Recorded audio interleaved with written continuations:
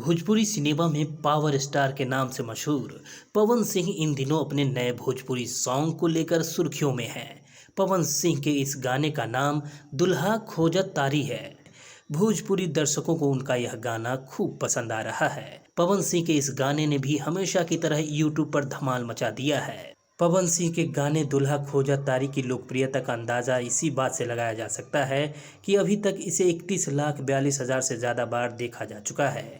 गाने को team films Bhojpuri के यूट्यूब चैनल पर किया गया है। आर पंकज ने गाने के बोल लिखे हैं, जबकि छोटू रावत ने इसमें संगीत दिया है। पवन सिंह ने गाने में आवाज देने के साथ ही इसमें परफॉर्म भी किया है। पवन सिंह को भोजपुरी सिनेमा का पावर स्टार क्यों कहा जाता है, उन्होंने दुल्हा खोजत तारी गाने से एक बार फिर साबित कर दिया है। पवन सिंह का हाल ही में नया सॉन्ग नंबर ब्लॉक चल रहा है रिलीज हुआ था। इस गाने को भोजपुरी दर्शकों ने खूब प्यार दिया। इससे पहले उनका पहला हिंदी सॉन्ग कमरिया हिला रही है रिलीज हुआ था, जिसने एक नया रिकॉर्ड स्थापित कर दिया।